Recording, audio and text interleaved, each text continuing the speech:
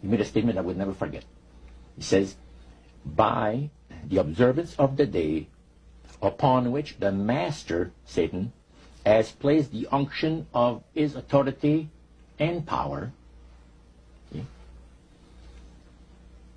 he receives homage, regardless of whom people claim to worship. Isn't that something?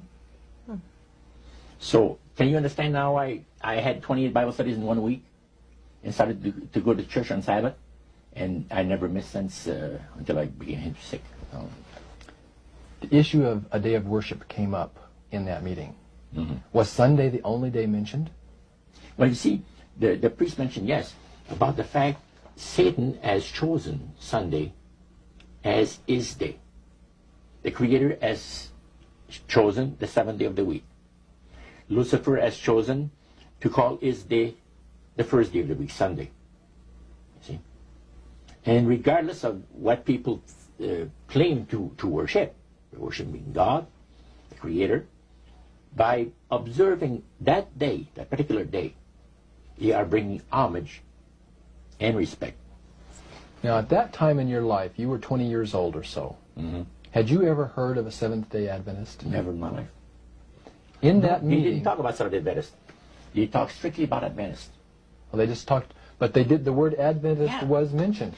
The priest was telling us that necromancy, as I mentioned earlier, is the belief that the dead have entered into a higher state of existence, etc. And he says, for centuries, friendly demon spirits have worked diligently to establish and uphold in the religious convictions of all people the belief that man has an immortal soul.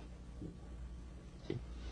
Then he boasted about the fact that the master was so smart in that he had deceived the whole world, even in this age of great scientific knowledge and understanding. Then one person put his hand up.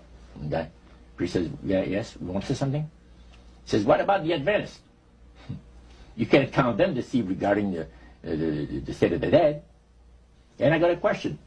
What about, how come that they can't be brought under the great deception? The priest said, you're right. I apologize, says here, I made a mistake.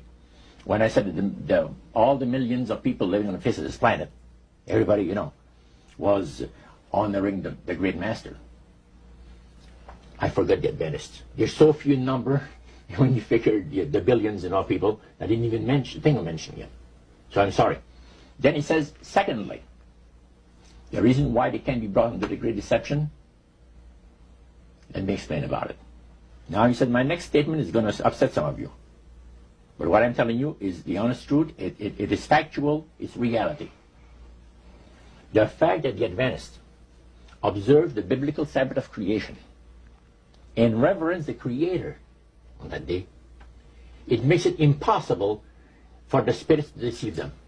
They are given very special help and great spiritual insight. And he said, under these conditions, they are not ordinary people.